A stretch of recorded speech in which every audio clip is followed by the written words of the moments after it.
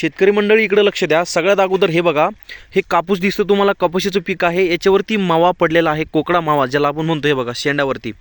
आणि इकडे मिरचीचं झाड आहे ज्याला कोणत्याच प्रकारचा रोग तुम्हाला दिसणार नाही आणि याच्यावरती थोडासुद्धा प्रमाणात तुम्हाला मावा दिसणार नाही।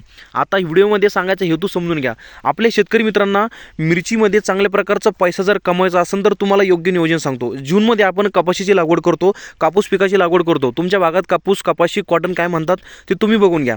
हे बघा, याच्यावरती पूर्ण मावा आणि कोकडा साचलेला आहे। सध्या रब्बी टाईम आहे, म्हणजे हिवाळ्याचा टाईम आहे आणि थोडंफार ऊनाचं प्रमाण आहे आणि या टायमाला प्रत्येक कापूस पिकावरती आपल्याला कोकडा किंवा मावा पाहायला मिळतो। पण याच्यामध्ये आपण सगळ्यात मोठं उत्पन्न म्हणजे मिरचीचं काढू शकतो। हे बघा मित्रांनो, ते कशा प्रकारे लगेच समजून घ्या।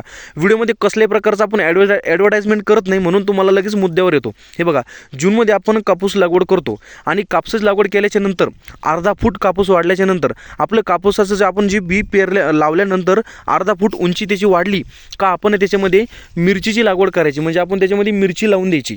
मिरची लावल्याच्या नंतर शेतकरी मित्रांनो, ज्यावेळेस आपला जसं कापूस मोठा होत चालतो तशी तशी आपली मिरची वाढत चालते आणि या दरम्यान त्याच्यावरती भरपूर प्रमाणात रोगराई वाढत असते, कारण मिरची हे एक असे पीक आहे ज्याच्यावरती चांगल्या प्रकारात रोगांचा प्रभाव जास्त होतो। पण हे नियोजन निसर्गानेच नेमून दिलेलं आहे, हे नियोजन मी स्वतः करत नाही, पण शेतकरी मित्रांनो चांगल्या प्रकारचं नियोजन आहे। आणि जसं जसं मिरची वाढत चालते तुम्हाला त्याच्यावरती कोणत्याही प्रकारचं फवारणी करण्याचं कामच नाही। जे औषध, जी फवारणी तुम्ही कापूस पिकावरती करता त्या फवारणीमध्ये तुमची मिरची अत्यंत म्हणजे जसं की काट्यामध्ये गुलाब कसा फुलतो तशा प्रकारचं एक मिरचीचं पीक ह्या कापसामध्ये एकदम जोमानं उगतं आणि चांगल्या प्रकारचं नियोजन तुम्ही करू शकता। आणि मिरची म्हणजे घुंगरासारख्या मिरच्या त्याला लागतात आणि चांगल्या प्रकारची क्वालिटीची मिरची जर तुम्ही लावली तर तुम्हाला भरघोस उत्पन्न त्याच्यामध्ये मिळणार आहे। हे बघा मित्रांनो, कापूस पीक आहे, म्हणतात आपण मिरची लावलेली आहे आणि तुम्हाला कसल्या प्रकारच्या याच्यावरती कोणताच रोग पाहायला मिळणार नाही। आता आपली मिरची माल धरायला लागली आहे आणि 2-3 तोडण्या त्याच्या झालेल्या आहे। आता नुकतंच आपण मिरची तोडलेली आहे, त्यामुळे तुम्हाला माल दाखवता येणार नाही शेतकरी मित्रांनो।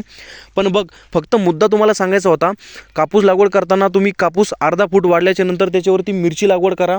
मिरचीवर तुम्हाला योग्य कोणताच खर्च करायची गरज नाही, खत, फवारण्या, औषध मारण्याची गरज नाही। जे खत, ज्या फवारण्या तुम्ही कापूस पिकाला करता त्याच्यामध्ये तुमची मिरची चांगल्या प्रकारची वाढते आणि चांगल्या प्रकारची तयार होते, त्याला फुलं लागतात आणि चांगल्या प्रकारचं उत्पन्न तुम्हाला मिळतं। याच्यावरती तुम्हाला व्यतिरिक्त खर्च करण्याची गरज नाही, शेडनेस करायची गरज नाही, त्याच्यानंतर मित्रांनो त्याच्यावरती बेड करायची गरज नाही, ज्याला आपण मल्चिंग म्हणतो। असल्या प्रकारचा कोणताच व्यतिरिक्त खर्च करता येणार नाही, म्हणजे याची करण्याची गरज नाही। साधं ठिबक, हे बघा शेतकरी मित्रांनो, जे आपण साधं ठिबक केलेलं आहे आणि 4 फुटावरती कापूस लागवड केलेली होती। पण आता रब्बीचा टाईम असल्यामुळे पूर्ण मावा आपल्या कापूस पिकाने शोषून घेतलेला आहे आणि मिरची मधात सुरक्षित आहे। मिरचीला सुरक्षित ठेवण्यासाठी कापसापेक्षा चांगला पर्यायच नाही, हे मी तुम्हाला स्पष्टपणे सांगू शकतो।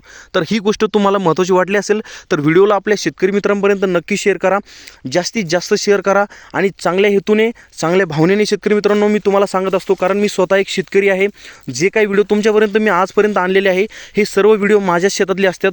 फक्त एखाद्या शेतकऱ्यांचं चांगलं नियोजन जर मला आवडलं तर तुमच्यापर्यंत आणण्याचं, मार्गदर्शन करण्याचं काम मी तुम्हाला करत असतो, हे तुम्ही सगळ्यात अगोदर समजून घ्या। मंडळी, शेवटी जाता जाता प्रत्येक वेळी मी तुम्हाला सांगत आहे राव, प्रत्येक व्हिडिओच्या शेवटी मी तुम्हाला मार्गदर्शन करतो आहे। आपण शेतकऱ्यांसाठी एक चांगल्या प्रकारचा नवीन व्हॉट्सअप ग्रुप तयार केलेला आहे, जो बिलकुल फ्री आहे जॉईन करण्यासाठी। हे बघा, याला ॲडव्हर्टाइजमेंट किंवा एखादं प्रमोशन समजू नका, स्वतःचा व्हॉट्सअप ग्रुप आहे माझा आणि आपल्या चॅनलचा स्वतःचा व्हॉट्सअप ग्रुप आहे, जो सर्वसामान्य शेतकऱ्यांसाठी, आपल्या महाराष्ट्रातील सगळ्या शेतकऱ्यांसाठी मी तयार केलेला आहे। त्याला तुम्ही फ्रीमध्ये जॉईन करू शकता। हे बघा शेतकरी मित्रांनो, त्या ग्रुपवरती तुम्हाला प्रत्येक नवीन योजनेबद्दल अपडेट मिळणार आहे, तुमच्या मनातले प्रश्न सुटणार आहे आणि तुम्ही सगळ्या प्रकारचे प्रश्न तिथे मांडू शकता। तुम्हाला फळबाग लागवड करायची असेल, एखाद्या शेतीबद्दल, फळांबद्दल, पिकांबद्दल, खतांबद्दल, फवारणीबद्दल सगळ्या गोष्टीचं मार्गदर्शन तुम्हाला त्या ग्रुपवरती मिळणार आहे। तुमच्या मनातला प्रत्येक प्रश्न योजनांशी रिलेटेड असू या तुमच्या शेती कामाशी रिलेटेड असू, तुम्ही कोणताही प्रश्न त्या ग्रुपवरती सहजपणे, स्पष्टपणे विचारू शकता। तर आपल्या याच व्हिडिओच्या डिस्क्रिप्शनमध्ये तुम्हाला त्या ग्रुपची लिंक मिळून जाईल, तिथे तुम्ही फ्रीमध्ये जॉईन करून घ्या, एकदम फ्री आहे, तुम्हाला 1 रुपया सुद्धा द्यायचा नाही आहे। फ्रीमध्ये जॉईन करून घ्या, सगळ्या योजनांची अपडेट तुम्हाला त्या ग्रुपवरती मिळणार आहे शेतकरी मित्रांनो। आणि तुम्हाला मी प्रत्येक व्हिडिओच्या शेवटी सांगत आहे, 2026 येणाऱ्या 2026 वर्षामध्ये आपल्या महाराष्ट्र शासनाने 99+ योजना नेमल्या आहेत। त्या योजना कोणत्या आहेत, त्या योजनांसाठी आपण शेतकऱ्यांनी कसा लाभ घ्यायचा आणि या योजना शेतकऱ्यांसाठी कशा फायदेशीर ठरू शकतात, या सगळ्या माहिती, ही सगळे मार्गदर्शन आपल्याला त्या ग्रुपवर स्पष्टपणे तुम्हाला विचारता येणार आहे आणि मिळणार सुद्धा देखील आहे। दररोज अपडेट तुम्हाला ग्रुपवरती मिळणार आहे शेतकरी मित्रांनो।